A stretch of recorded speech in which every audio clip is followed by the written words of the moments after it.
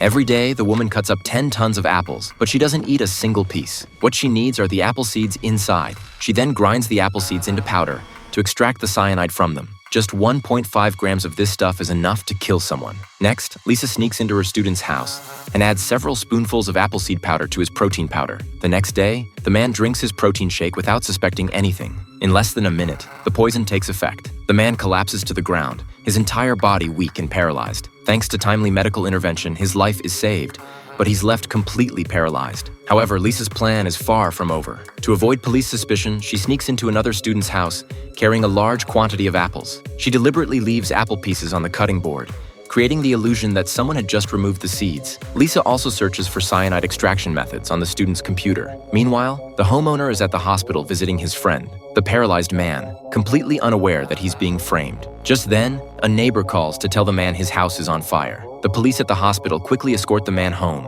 only to find everything normal with no fire at all. Little do they know, this is all part of Lisa's design. Before leaving, she deliberately flicks a lighter to trigger the house's fire alarm, specifically to draw the police to the man's home. As soon as they enter, the police discover large quantities of apple pieces and seeds in the kitchen. With such overwhelming evidence, the police are thrilled. They ultimately arrest the man on charges of attempted murder. However, these two men's fate doesn't deserve sympathy. In fact, it feels quite satisfying. One night, these two men, along with two other accomplices, kidnapped Lisa's daughter and took turns torturing her for 8 hours before dumping her like a dead dog. When Lisa saw her daughter again, it was in the hospital. Seeing her daughter tortured to this state broke Lisa's heart. After the girl woke up, she provided testimony to the police. Soon, these 4 scumbags were arrested on rape charges. But the ringleader was a rich kid with immense power and influence. He used his money to bribe the judge, and ultimately all the scumbags were released without charges. Lisa's husband couldn't accept this outcome and went straight up to punch one of the scumbags, only to be arrested for contempt of court. Lisa was powerless and could only watch helplessly as her husband was dragged into the police car,